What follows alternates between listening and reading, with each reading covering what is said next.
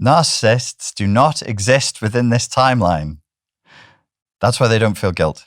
That's why they don't feel empathy for other people. When you're arguing with a narcissist, you should remember you're arguing with a psychic echo. The reason why narcissists are not in this timeline is because the fracturing of the self and their connection to reality happened in history. It happened in the past. So as they were developing through childhood, there would have been major traumas. Now, when I say major traumas, sometimes the partner of the narcissist will come to me and say, I know what their childhood was like, and there was no major traumas. And I'm like, it's not an objective major trauma as it would be in a film, like they lost their father suddenly in a car crash or something. It's what is traumatic subjectively to the child. And for narcissistic personality disorder, a lot of it won't be dramatic. In fact, I would say most of it probably isn't dramatic, film-worthy. It will be quiet. It will be silent. It may even be hidden, but it matters to the child. Things that the child need, the things that the child needs are not being given to them. And what is being given to them instead is something that's harming them, that's poisoning them. So if you imagine you're a psychologist and you think of a narcissist, you think of somebody with NPD, spread out the timeline of the human being in front of you. If you live in the Western world, you read left to right. So time past is on the left and future is on the right because that's the way we read, left to right. Go back into the past, which will be to your left, and look at them between the ages of 0 and 8. There was trauma there that broke them off from reality. So I like sci-fi. Imagine there's a mission that's flying from Earth to another planet, and it has like a timeline, and everybody on the mission is going to go into cryo sleep, and they're going to arrive in 100 years. But the craft goes through a meteor shower at the 10th year out of 100 years. And there's these micrometeors that just shoot through the craft and just wipes out the life support system. And then eventually the craft keeps moving, but what arrives is a craft full of corpses, and they've been corpses for around 90 years. Gross, man. Why do I use I'm sorry. Stay with me. But it helps. It'll help you to remember. The child, the damage that was done early on. And so they are trapped in history. That means they're not really in this timeline. It's almost like they're role-playing in a fictional reality that they don't believe is real. So they're interacting with us in reality like a kid with VR goggles on would if they were role-playing that they were in some sci-fi or horror or military Call of Duty style universe. We are NPCs, which for those of you who don't play video games is non-playable characters. Now look how the term NPC, non-playable character, has flourished in our culture. You can look it up. You can look up how often it's used. There are Google search tools that let you do this. How much it's exploded in usage over the last 10 years. Why?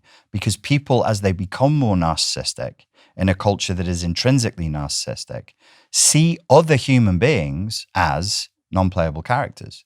There's no reverence for them. There's no reverence for other people and no respect for other people's lives and timelines. If you don't serve me, you're essentially an NPC. If you don't agree with me and you don't give me narcissistic supply, you're just an NPC. I've written you off. You're basically not it's not that you're not human, like you're a cat or a dog. You don't exist.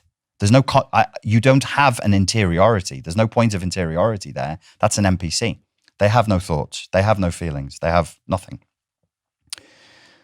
So why can we say that these are emotionally dead time travelers? Because they're still in their timeline, and their timeline is fractured. So your wife, who is treating you awfully, is treating your children awfully, has lost a friend group because she keeps behaving in this awful way. You would say, but she's 47 years old. She's here. I can see her. She's in this timeline. Yes, physically she's in this timeline, but psychically she's still age 6 in her childhood home, trapped I don't think even if she wanted to, she doesn't, even if she wanted to, I don't think she could reconnect to this timeline. I think that link, that bridge is permanently broken. Think about mythology for a second. So narcissists must have existed throughout all of human history. It can't just be something that's developed in the last 100 years or so. But if we weren't using psychology before 1890, or whenever Nietzsche declared himself the greatest psychologist to have ever lived, I don't know, probably 1885, something like that. And psychology back in those days was like, you know, alongside mediumship and table knocking and hypnotism and using new exotic drugs to change people's consciousness. Before that time, we didn't have this way of viewing human behavior. So we would use myth. I think about werewolves and vampires. Like, it was the idea of a seeming human being at a certain time of the month when the moon was full, changing into some savage animal that would rip people open, even their loved ones. They wouldn't recognize them. They would just violently tear them apart. Was that a metaphor for people with dissociative identity disorder or borderline personality disorder who had bouts of explosive rage, or for narcissists and psychopaths? Vampires interest me, depending on which myth you're following. They're dead. They're dead. That fits with narcissism. They move only by night. So they only move when it's dark. They don't move by day. They don't move in the light of day. They only move in dream time. They only move in deception time. They only move when it's difficult for you to guess their intentions. So movement by dark, if you look at like the tarot, the mythology of the tarot and the meaning of the moon, it's often associated with espionage, assassination, the behavior of the ninja, you know, in feudal Japan, if you know about the ninja assassinations.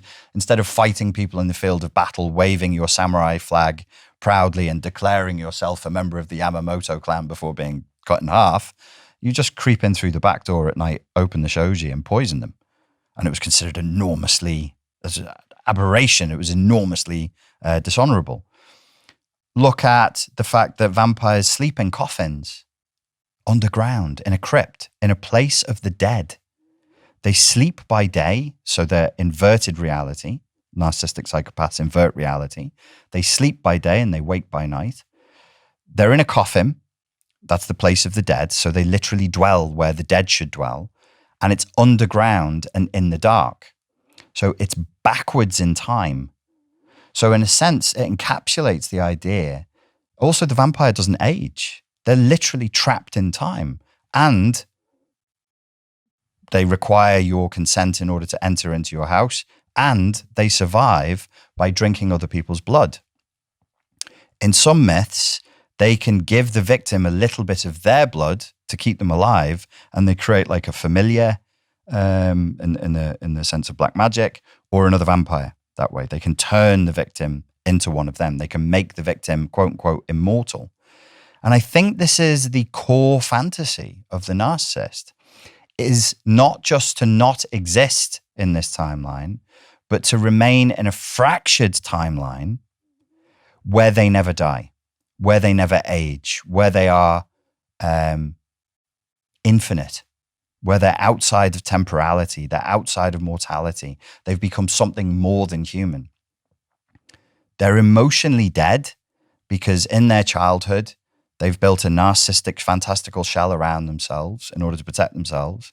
The authentic self dies inside that shell because there's no vulnerability, there's no spontaneity, because there's no negative feedback getting in, because they refuse all negative feedback. The person ceases to grow. They don't mature. They don't have turbulence and bumps in the road. They go, oh shit, I shouldn't really do things like that. Okay, I'm going to change the way I act, change the way I behave, and then have character development. They don't develop moral fiber. They don't develop a moral system because they're encased in the tomb that they want to be in a different timeline. So when we're conversing with them, in a very real sense, they're time traveling. They're traveling from their timeline where they're still perfect, entombed, encased, safe, into our timeline and then just hanging out with us for a while. But we are not real to them. We're not really real. The only person, the only human that's really real to them is them. So in a very meaningful sense, they are emotionally dead because you're only communicating with a psychic echo. There is no authentic person there anymore. And they're traveling from their fractured timeline to our timeline. And this is why so much of their behavior is bewildering. And sometimes it's extremely self-destructive. But for them, none of this is really real. None of this is really real, and it pales into comparison to their reality, their profound reality as an addict to narcissistic supply. They never feel as real as they do when they're being worshipped. They never feel as real as they do when the audience is applauding them. The rest, shadows and dust, Maximus. Shadows and dust. Ladies and gents, I have a new course. It is hopefully the last course I ever make. I don't think I'll need to make another one after this. I've set myself no time limits, no restrictions. I've treated it as though I'm doing face-to-face coaching with you. And so if I need to cover a topic and it needs to be covered thoroughly, I take the time to do it. At the moment, I think the course is around 15 hours long. If I need to make amendments afterwards, I reserve the right to do that. I will continue adding to this course for as long as I feel is necessary until I've gone, okay, that's it. That's me. I've said everything I can say about helping people to recover from narcissistic abuse.